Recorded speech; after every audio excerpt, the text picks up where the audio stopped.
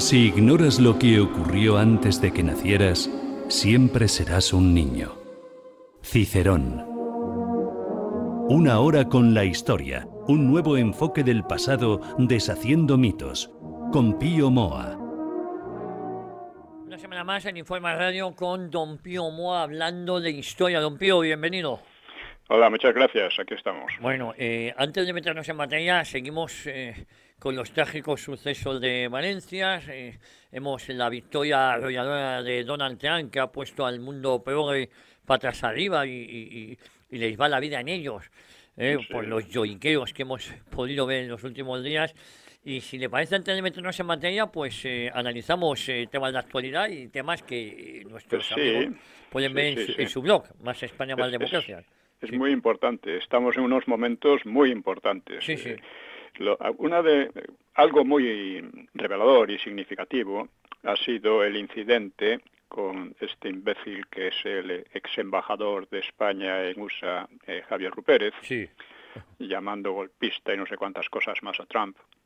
Este es un imbécil total, es del PP, Sí, es sí. un político del PP, y importa saberlo, que lo están lamentando tanto o más como los progres. Vamos, en realidad el PP es una especie de progre señoritil, por decirlo de alguna manera, ¿no? Pues la verdad es que la victoria de Trump revela que una gran masa, la gran mayoría de los useños, estaban ya hasta las narices de... O sea, Roberto Centeno, por cierto, le puso las peras a cuarto a este Rupérez. Sí. Y él, bueno, como un gilipollas que es, ¿no? Y él se largó. En fin, es lamentable tener que emplear estas expresiones, pero son las que corresponden a una situación tan degradada como la que vivimos, ¿no? Digo que la victoria de Trump es tan aplastante que revela que finalmente, después de tantos años de hegemonía progre, woke, LGTBI, estas locuras, ¿no? Pues que ya la gente allí está completamente harta. Entonces, lo primero que nos interesa desde el punto de vista de España es eso, que nosotros tenemos aquí el mismo problema con estos gobiernos LGTBI, estos histéricos de la climatología, embusteros y estafadores, ¿no? Todas estas cosas, ¿no? Para estos es un golpe duro porque, queramos que no, lo que ocurre en USA pues repercute en el resto del mundo, sobre todo en Europa, ¿no? Claro. Y eso en primer lugar. O sea que viene muy bien, pero es necesario aquí redoblar los esfuerzos contra esta ideología aquí que está infectando medio país. Luego, la cuestión de Ucrania. La cuestión de Ucrania es fundamental porque Trump ha prometido que iba a acabar con esa guerra. Esto, claro, cuando los gobiernos de la Unión Europea están hablando de prepararse una gran guerra, o sea, de ampliar la guerra de Ucrania, ¿no? Y convertirla en guerra europea, llevan tiempo diciéndolo abiertamente, ¿no? Sin que haya una reacción, en fin. Pues eso va a ser muy duro, si es que lo cumple, porque también hay que tener otra cuestión. Una cosa son las promesas que se hacen y otra luego cómo ocurren las cosas. Claro. Eso debemos tener un poco de experiencia y no en fin, no creernos que lo que va a pasar. Lo que va a pasar nadie lo sabe, pero en principio es así. Sí. El fin de la guerra de Ucrania solo puede ser de una manera, y es que Ucrania, el gobierno de Kiev, amparado y tutelado por la OTAN, porque esta es la realidad, pues ha tratado de atacar a Rusia en definitiva, ¿no? Sí. Porque Rusia consideraba que la entrada, el plan de entrada de Ucrania en la OTAN era un ataque a su seguridad. Y basta ver un poco la geografía para ver que sí, que es peligrosísimo, ¿no? Por Ucrania entraron los nazis hacia el Cáucaso, que hubiera sido el desastre total para la Unión Soviética, para Rusia en aquel momento, ¿no? Y por otra parte, después del golpe de Estado del Maidán, recordemos porque fue un golpe de Estado, contra un gobierno elegido en principio democráticamente dentro de lo que son la democracia en estos países bastante corruptos, ¿no? Pues inició una guerra civil de Kiev contra las regiones de cultura rusa, de cultura y lengua rusa. Una verdadera guerra civil, una verdadera invasión dentro de la propia Ucrania, ¿no? Recordemos que lo que decía Putin es que primero Ucrania debía ser neutral, como lo era, yo qué sé, Suiza o Austria, o lo era en aquel momento Suecia, ¿no? O Finlandia, ¿no? Sí, Eso, en fin, además estos países, su neutralidad no era nada perjudicial para ellos, todo lo contrario, ¿no? Bueno, pues digamos que la OTAN, USA sobre todo a través de su agente allí, Victoria Nuland, pues provocó al máximo el ataque, la ucranización de las partes rusas. Y bueno, esto ha llevado a esta situación, guste o no. Como digo, Putin propuso primero el respeto, o sea, una especie de autonomía, para las zonas de cultura rusa, que se firmó en los acuerdos de Minsk de 2014, creo que fue, ¿no? O 2015. Sí. Los acuerdos de Minsk. Estos acuerdos fueron firmados por representantes de la Unión Europea, en fin, por supuesto de Ucrania, con el propósito de engañar a Putin, en definitiva, y preparar un ejército capaz de derrotar a Rusia. Es decir, les interesaba la guerra. Cuando la guerra estalló por fin en 2022, a las pocas semanas hubo unas conversaciones en Estambul en las cuales Ucrania aceptaba la neutralidad, básicamente, ¿no? Y algunas otras cuestiones. No era, o sea, hasta, digamos, después de los acuerdos de Minsk no significaban que Ucrania fuera a perder las zonas rusas. Significaba simplemente que iban a quedar con cierta autonomía y que se iba a respetar su cultura, ¿no? Pero esto fue rechazado. En los acuerdos de Estambul, la guerra iba a terminarse. E inmediatamente Inglaterra, y detrás de Inglaterra USA, pues impidieron a los ucranianos firmar esa paz a la que estaban completamente dispuestos. Estaba a punto de firmarse. Sí, es verdad. Bueno, pues esto hay que recordarlo porque siempre se olvida. La propaganda de la OTAN dice, ¿quién invadió a Ucrania? Los rusos. No, sí, pero una invasión que primero había sido iniciada por el gobierno de Kiev contra las zonas de cultura rusa en Ucrania. Además, Rusia no exigía que esas zonas se integrasen en Rusia. Al final tuvo que hacerlo porque no había ninguna otra alternativa. Si tú tratas de aplastar por completo a esas zonas que son de cultura rusa, pues esas zonas exigen, o sea, lo que quieren es volver a Rusia, porque dentro de Ucrania se encuentran completamente a merced de las locuras de Kiev y de la OTAN, que siempre está detrás.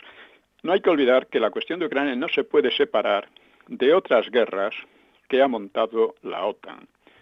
Desde la de Serbia, la de Irak, Afganistán, Libia, Siria, en fin, es un rosario ya de guerras terribles que han causado cientos de miles de muertos, millones de desplazados, muchos de los cuales han venido a Europa, creando otros problemas. Esto lo ha hecho la OTAN, teóricamente, para defender la democracia. Oiga, ¿qué democracia han defendido y qué democracia ha ocurrido? La propia Europa, la propia Unión Europea, la propia USA, estaban cayendo en el régimen que parece que ahora con Trump ha terminado. Un régimen LGTBI, un régimen woke, un régimen climato histérico, un régimen con leyes totalitarias de odio contra lo que ellos defienden. Por supuesto, ellos tienen derecho a odiar todo lo que les dé la gana. Entonces, esto es lo de Ucrania ha creado una crisis enorme en todo Occidente. No solo por esta cuestión económica, como se suele decir. La Unión Europea, y especialmente Alemania, pues con todas esas sanciones a Rusia han salido muy perjudicadas, cada vez más, ¿no? Y bueno, USA en cambio le ha venido bien. Pero en fin, esta es la situación. Sí.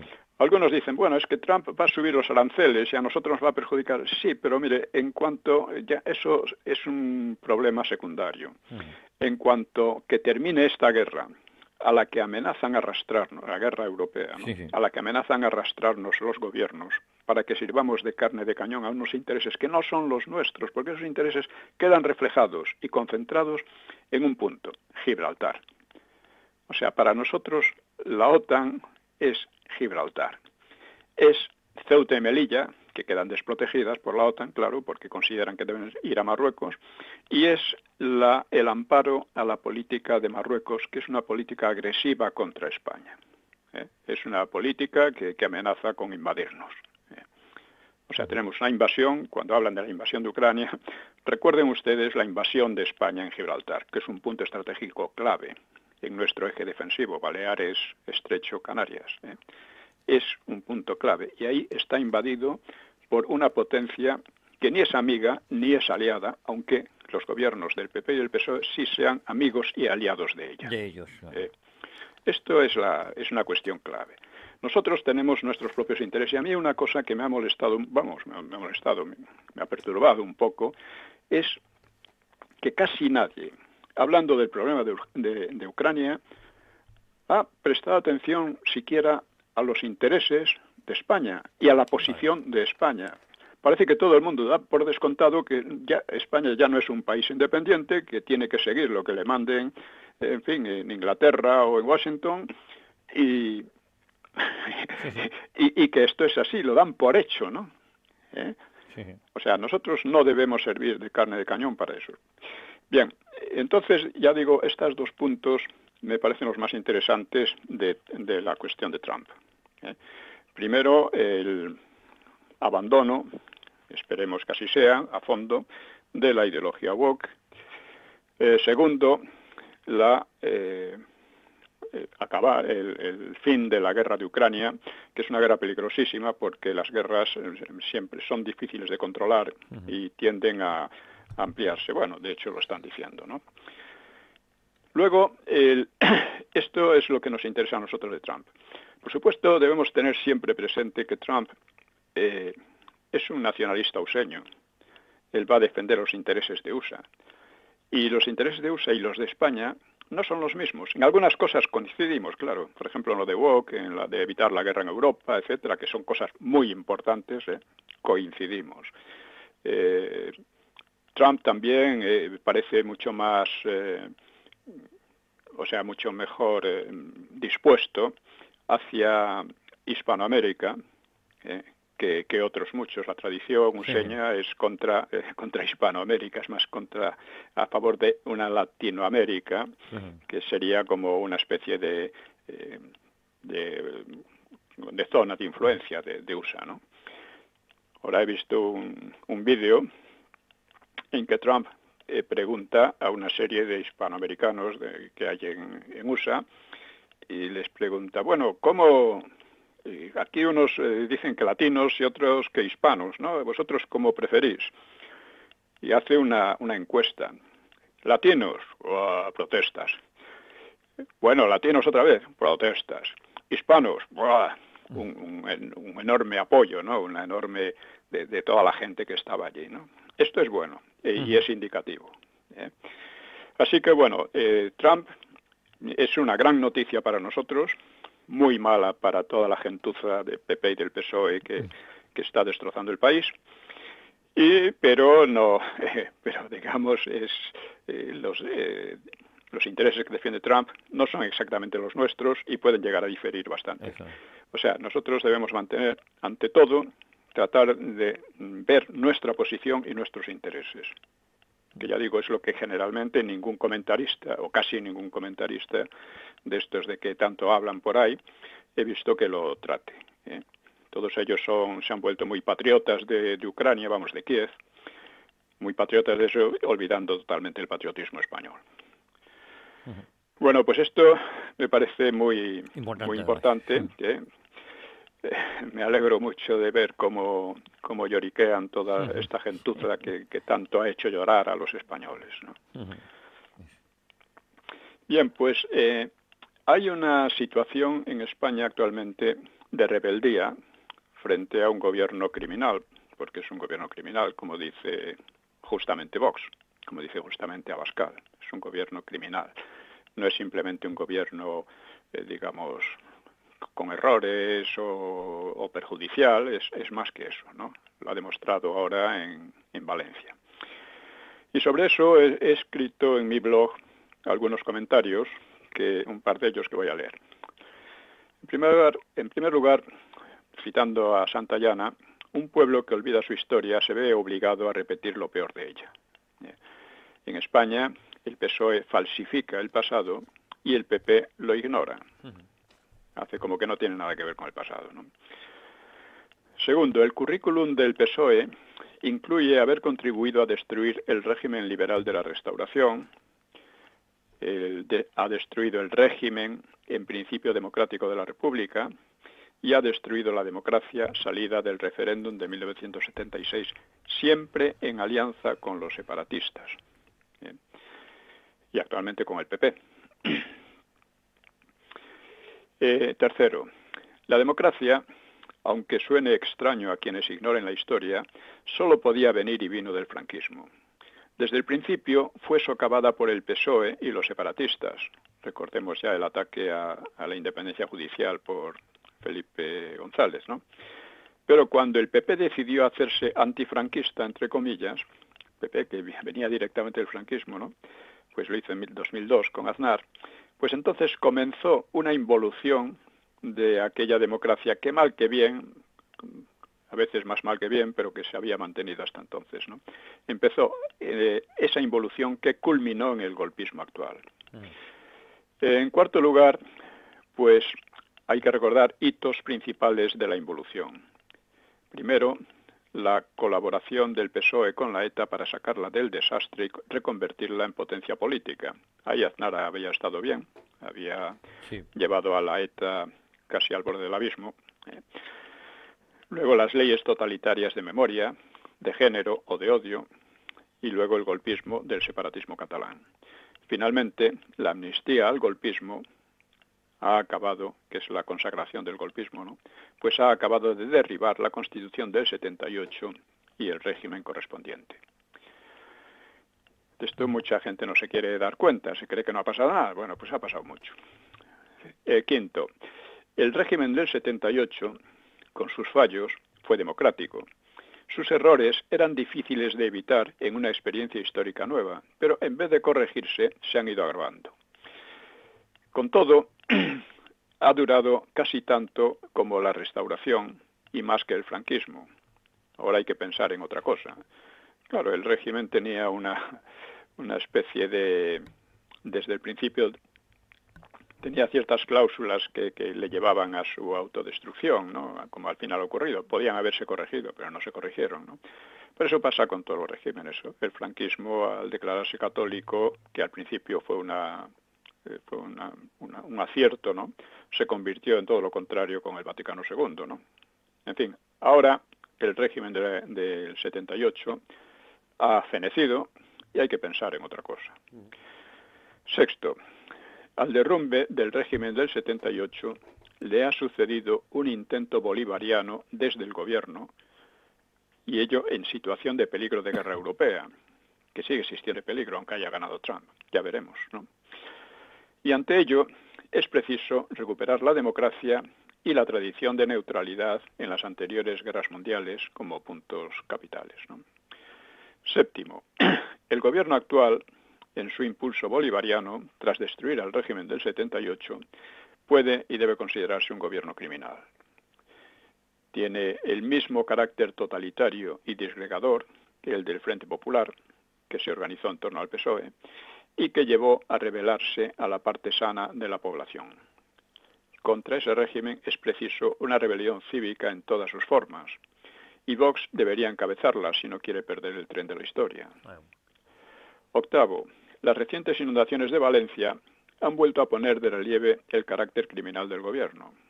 O sea, tras la riada de 1957, el franquismo creó grandes infraestructuras que han evitado que la actual riada fuera mucho peor. El actual gobierno no solo no ha reforzado la seguridad, sino que se ha dedicado a demoler presas y azudes y ha aplazado la ayuda mientras centenares de personas morían y miles perdían todos sus bienes, ¿no? Hay que recordar a este respecto que cuando se rompió la presa de Tous, el caudal de agua vertido, el diluvio, ¿no?, que se subió, fue 3 veces mayor que el actual. Y sin embargo murió muy poca gente. ¿Por qué? Porque se advirtió a tiempo, de tal manera que la gente se alejaron del río hacia zonas más altas y así muy pocos murieron. En cambio ahora ya hemos visto, ¿no? Yo había pensado que ¿por qué los mandos del ejército no tomaron la iniciativa, pasando por encima de un gobierno delincuente, e intervinieron en Valencia? Bueno, quizá porque tenemos un ejército cipayo, eso hay que reconocerlo, que ya no está al servicio de España, ¿no? Pero si lo hubiera hecho, habría sido un ejemplo de acción cívica que habría dinamitado a este gobierno, ¿no? Luego, la reciente entrada de la Guardia Civil en el despacho del fiscal general delincuente supone un conflicto directo con el gobierno actual. Y este es otro ejemplo de acción cívica. O sea, quizás, con un poco de suerte, podemos tener aquí a unos mani pulite, como en Italia, que derriben al gobierno antes de que éste imponga por completo su tiranía o fuerce a una rebelión violenta fácilmente fracasada. Y, en fin, una rebelión cívica, si ha de tener futuro y no caer en un caos, pues debe tener un programa, en mi opinión, con 3 puntos esenciales. Recuperación de la unidad nacional, recuperación de la democracia y recuperación de la tradición neutralista de España. Bien, vamos a extendernos un poquillo más sobre esto. O sea, los regímenes caen a veces violentamente y otras cambian a otro nuevo, pero sin demasiado trauma. La Primera República pasó a la restauración monárquica sin mayores conflictos. La restauración desembocó en la Segunda República, también con escaso derramamiento inicial de sangre. Pero no ocurrió lo mismo con el paso del antiguo régimen al liberalismo, después de la Guerra de Independencia, pues exigió guerras civiles. O el de la Segunda República al Frente Popular, que fue una mezcla de insurrección del 34 y de fraude electoral del 36. O del Frente Popular al franquismo, que causó una guerra civil. Como no podía haber sido de otro modo, el régimen de la transición nació del franquismo. Y la Constitución consiguiente del 78 mantenía lo fundamental de su legado: unidad nacional, proclamaba la Constitución unidad nacional, paz interna, libertad personal que se ampliaba en libertades políticas, a monarquía, etcétera. Y todo ello bajo los colores de la bandera con que se había vencido al Frente Popular. Esto es muy significativo, ¿no? El paso a una democracia no convulsa, que era posible en la nueva sociedad creada en el franquismo y por el franquismo, pues se decidió por gran mayoría en referéndum de diciembre de 1976, partiendo de la legitimidad histórica del régimen anterior, de la ley franquista a la ley democrática. Aquella democracia funcionó mal que bien, aunque con defectos serios de origen, que ya digo en parte eran inevitables, pero que debían haberse corregido, y en lugar de ello se fueron agravando.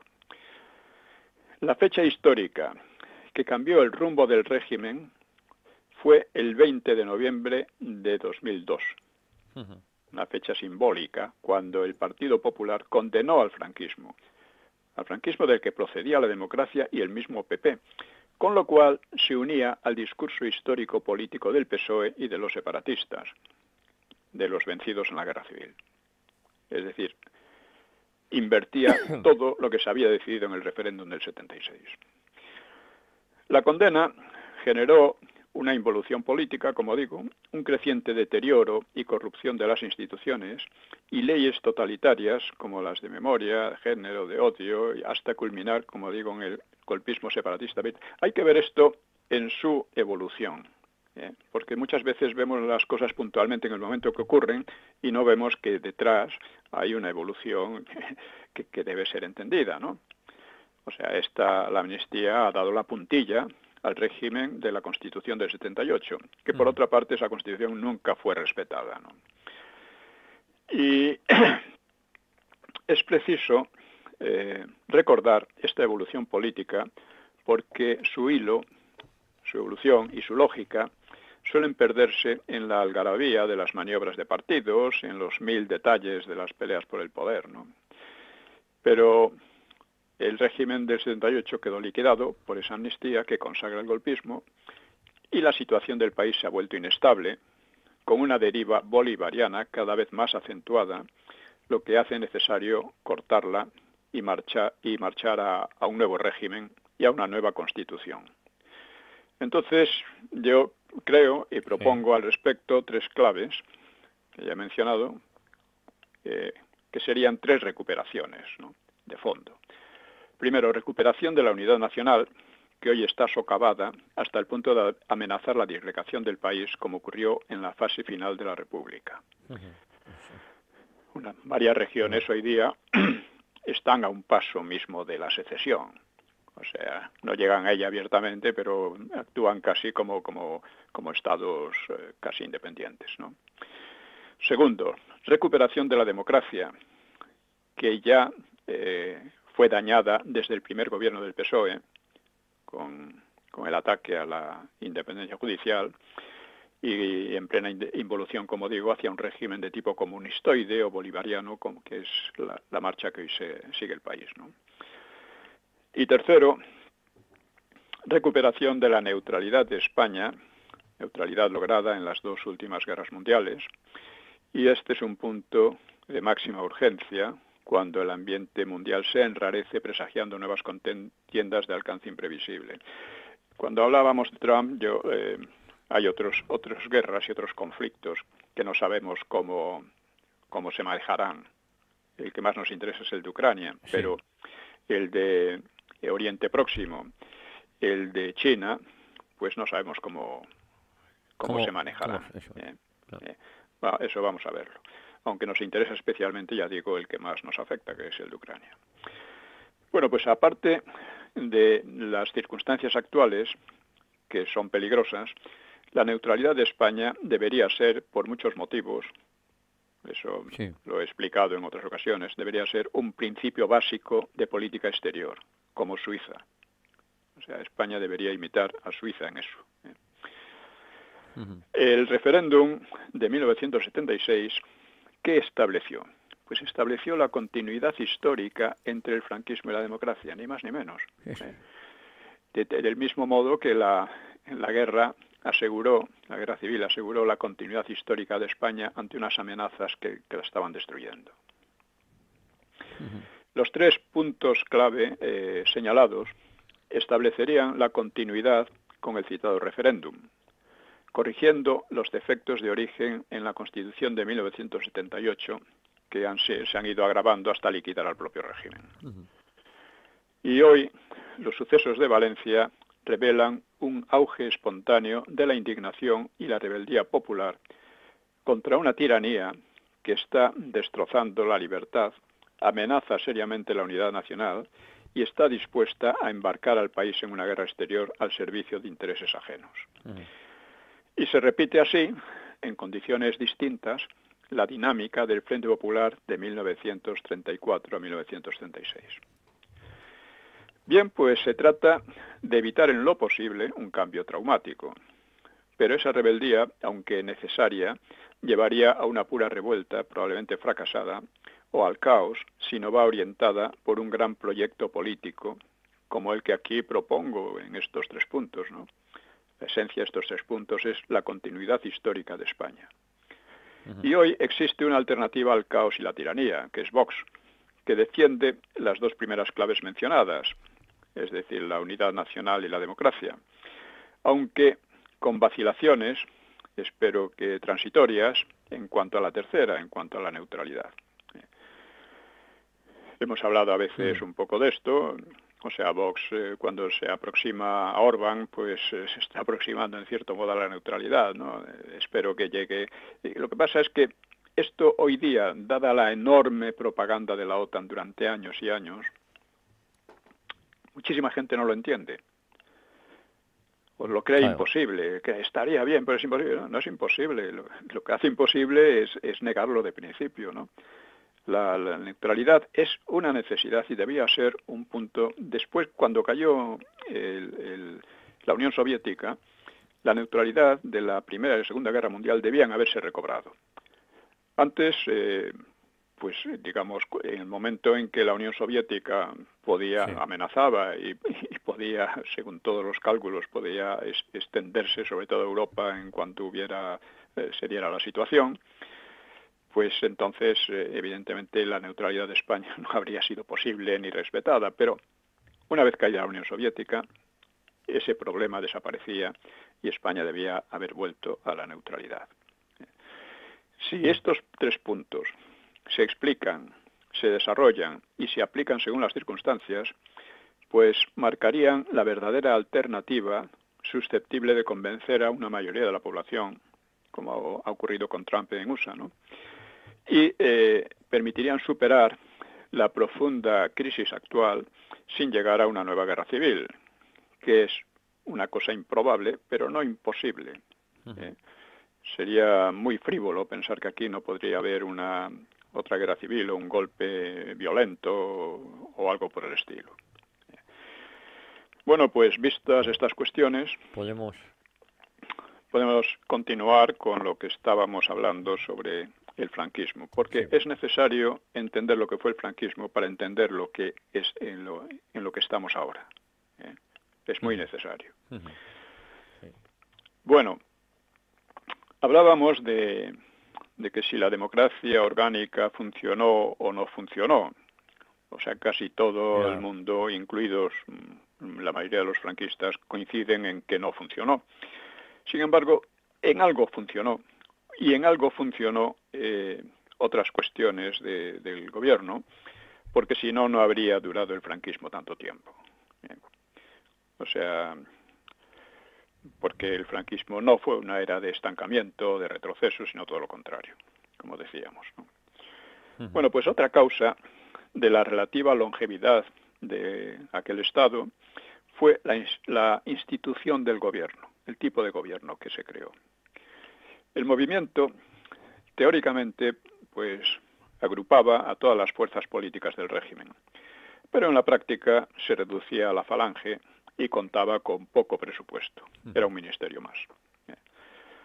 Donde se reunían y equilibraban las fuerzas, las cuatro familias o partidos del régimen, pues eran el gobierno, que el gobierno ejercía un poder real muy por encima del movimiento, ¿no? Parte de la habilidad política de Franco consistió precisamente en saber manejar las diversas influencias, las diversas rivalidades entre grupos, sin prescindir de ninguno, pero dándoles mayor o menor peso según los objetivos generales y según las circunstancias. Así evitaba un equilibrio rígido en que los partidos, las familias del régimen, se neutralizasen mutuamente. Este sistema funcionó con eficiencia. Esto ya lo señaló Ricardo de la Cierva, la importancia del gobierno y el papel del movimiento. El movimiento tenía un papel muy importante en el régimen, pero no era el decisivo era el gobierno. Como digo, el sistema funcionó con eficiencia. Hubo algunos momentos de choque entre familias, acciones, sí. como cuando el escándalo Matesa y otros, ¿no?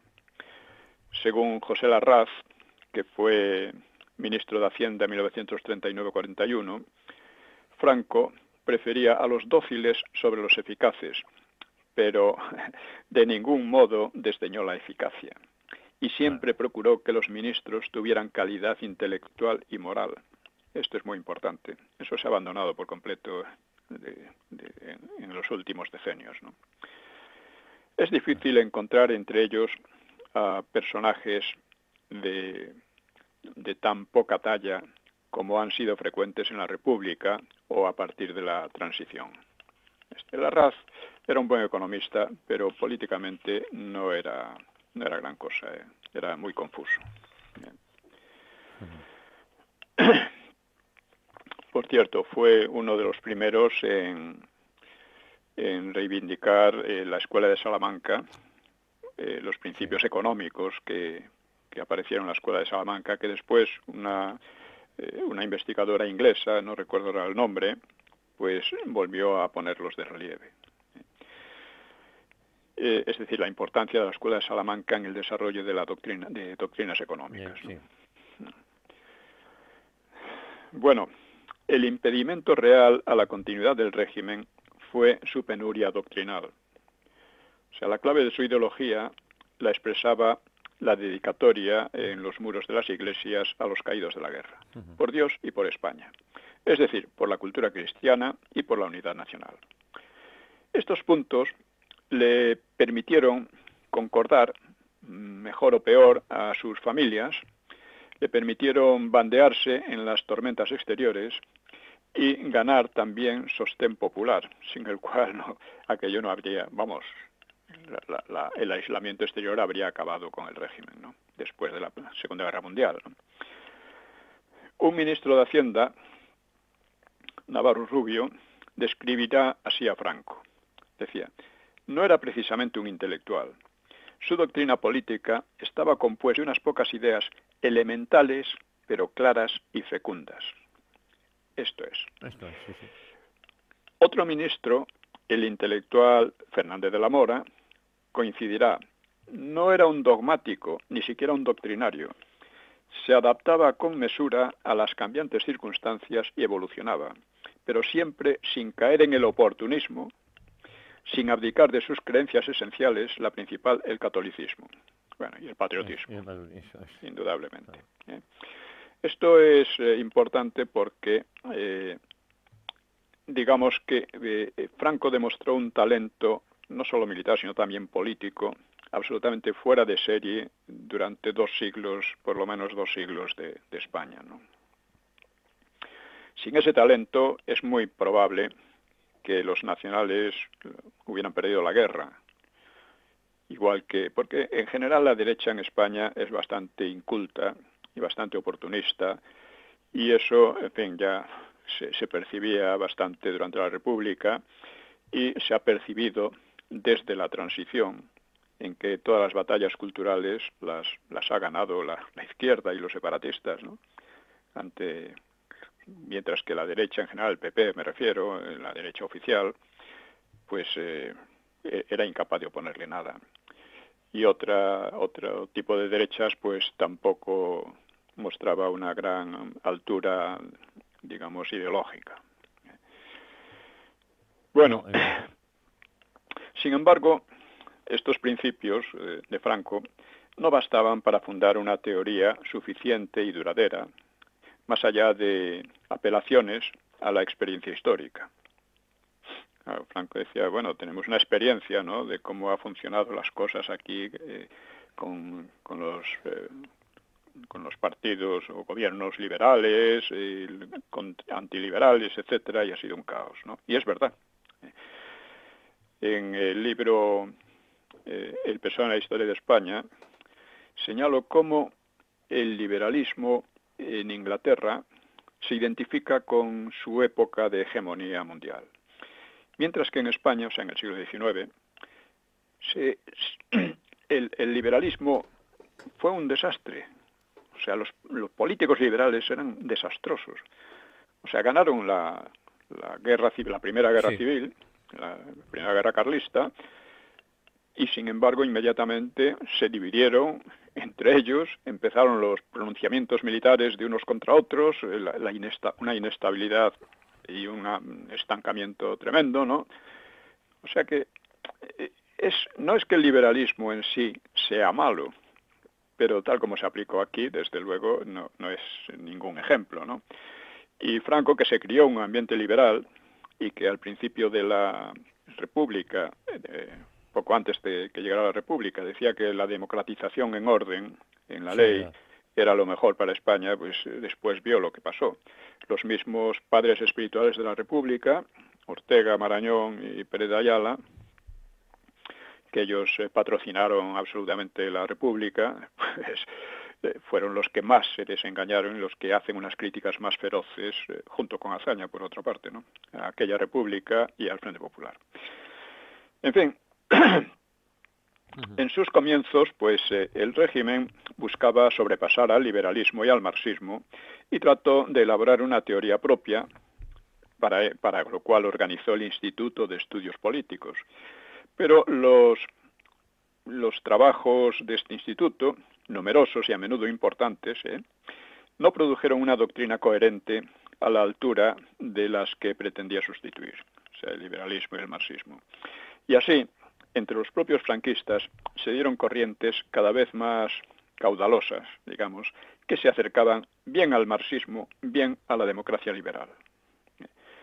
Una razón de esta deficiencia teórica, pues puede encontrarse en la misma diversidad de las familias. O sea, recordemos cuando un sector importante del carlismo se volvió prácticamente trotskista. Un marxismo así, en fin, un poco raro, ¿no? Sí. Pero era así, se aproximó mucho, ¿no?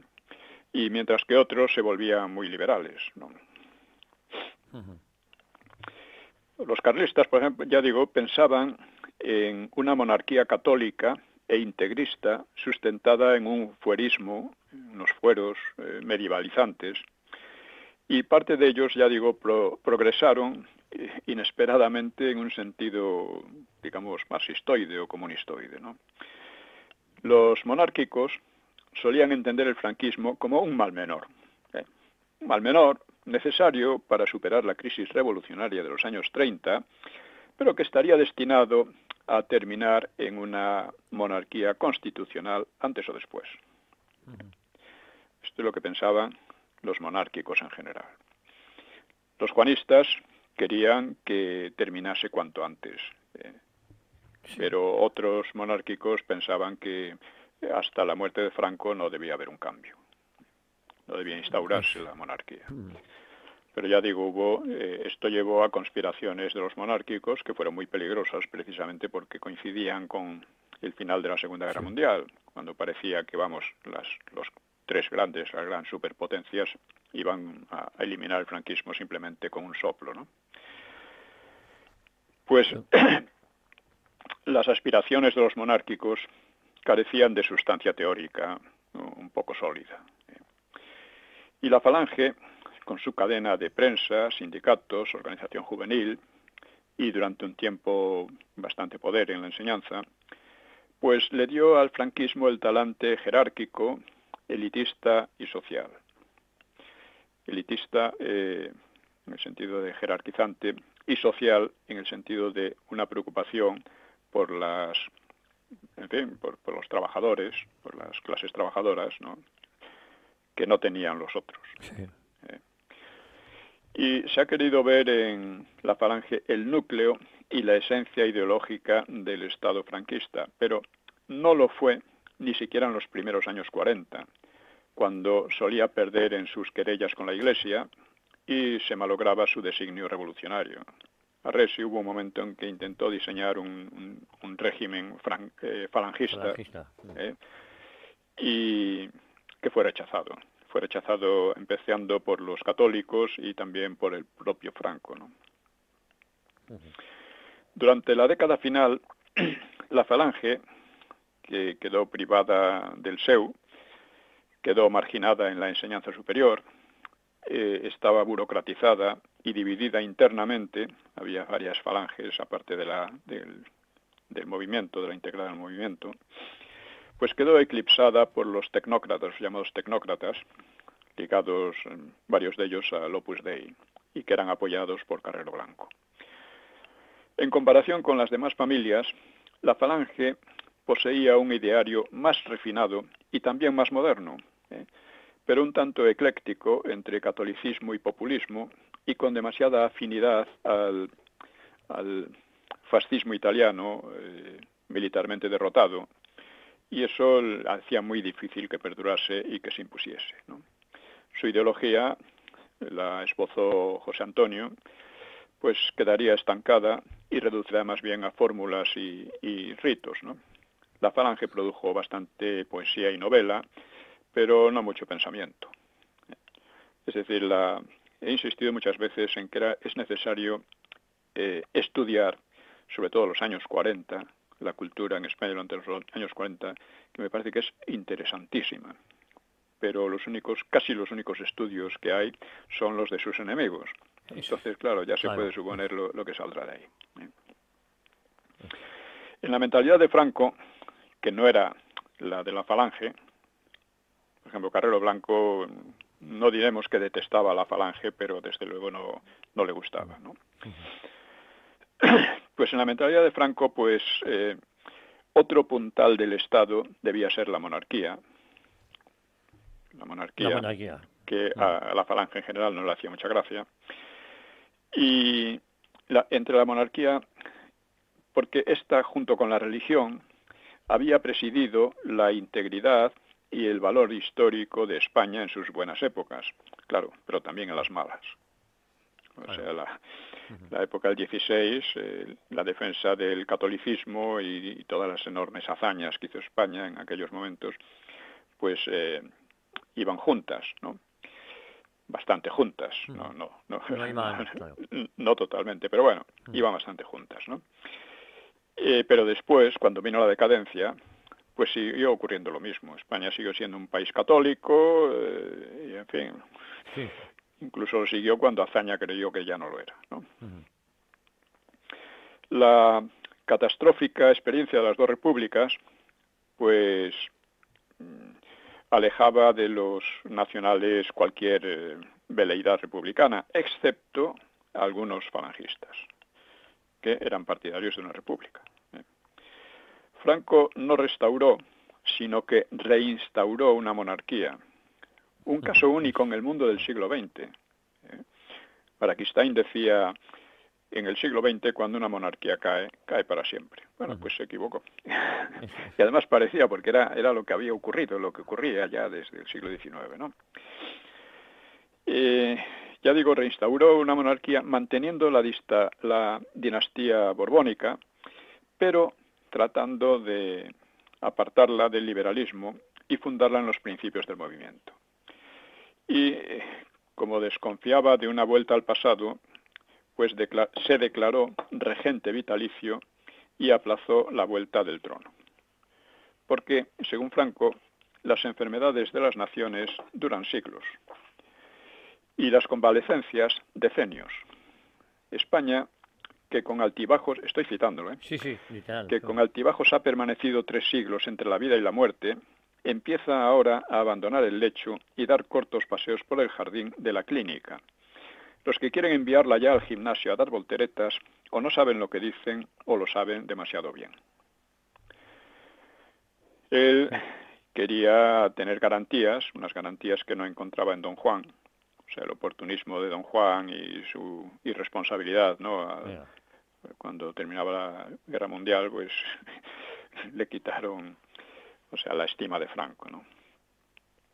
Así que creyó obtener esas garantías en la educación de Juan Carlos en España, porque se dedicó mucho a que Juan Carlos se educase en España y según los principios del movimiento. Pero estas cosas son siempre imprevisibles. La capacidad de previsión del ser humano es corta y luego las cosas van por donde van. O sea, no iba a cosechar de Juan Carlos los frutos que esperaba, ¿no? Por consiguiente, el núcleo ideológico del régimen sería el catolicismo, se declaró católico el régimen. Y su cobertura ideológica e internacional no podía ser, sobre todo en las primeras décadas, no podía ser sustituida ni de lejos por la corriente falangista, parte de la cual defendía además una democratización al estilo de los vecinos europeos. O sea, cuando se hunde el SEU, en el SEU, los falangistas querían una democratización de la vida universitaria en contra de los digamos, tecnócratas que no les gustaba la idea. Creían que los estudiantes debían solo estudiar lo que se les mandaba y ya está, y ser unos buenos profesionales. He recordado a veces en Twitter que cuando yo estudiaba, los que teníamos interés e inquietud cultural y leíamos muchos libros, pues éramos los de izquierda, mientras que los de derecha leían los apuntes y ya está.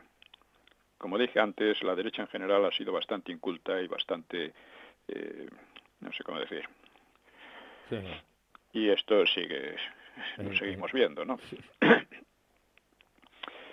Franco lo explicó muchas veces. Dijo, la religión católica ha sido el crisol de nuestra nacionalidad. En sus misterios y sus dogmas se inspiraron los siglos más gloriosos de nuestra historia. La historia de España está íntimamente ligada a su fidelidad a nuestra Santa Iglesia. Cuando España fue fiel a su fe y a su credo, alcanzó las más grandes alturas de su historia. Los que durante un siglo trabajaban contra Dios, destruían, con nuestra fe, la unidad de los hombres y los cimientos sobre los que se levantaba la grandeza de nuestra nación. En fin, esto lo que hacía era desarrollar ideas del primer Menéndez Pelayo, y luego de Pemán y Permartín. Desde luego, en su siglo de oro, España pues había sido la gran defensora del catolicismo frente a los turcos primero y frente a los protestantes y los anglicanos. Pero también había sido, como dije, había sido católica en sus épocas de anquilosamiento. Hablando volviendo a la escuela de Salamanca, en aquella época la universidad española era excelente. Después se anquilosó por completo. Y seguía siendo católica, pero un catolicismo muy anquilosado, ¿no?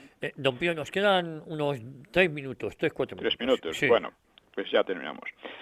Y además, aunque la religión influya siempre en la política, esto ha pasado y pasará siempre, si no la religión es la ideología, que vienen a ser una especie de religiones sustitutorias, ¿no? Sí.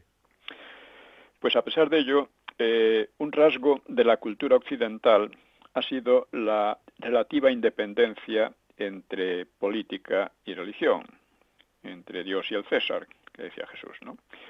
Y el catolicismo no es una doctrina política precisa, ni se identifica con ninguna. Rechaza las ideologías, las doctrinas totalitarias, las rechaza, como rechazó al nazismo y al comunismo, por supuesto, pero se amolda a unas u otras, liberales, al antiguo régimen, etcétera, ¿no? Con todos ellos ha procurado llevarse pasablemente bien, ¿no? Por ello, la identificación con el catolicismo terminó volviéndose pues mortal para el régimen, ¿no? Cuando el Vaticano repudió la confesionalidad del Estado, que antes defendía, o sea, el franquismo concedió muchos privilegios a la Iglesia, que muchos falangistas decían que aquello era excesivo, ¿no? Para declararse católico, ¿no? Sí. Pues de repente el Vaticano, que tiene su propia política, pues cambió de opinión, ¿no? Como diría Sánchez. Es tremendo. En fin. Así que, como las familias se vieron privadas de ese cemento ideológico y se vieron faltas de una doctrina compacta, pues las tensiones entre ellas se volvían cada vez menos controlables y la incertidumbre política hacía posible incluso un derrumbe al estilo del régimen portugués, que cayó en la llamada Revolución de los Claveles, un golpe militar, en definitiva, ¿no?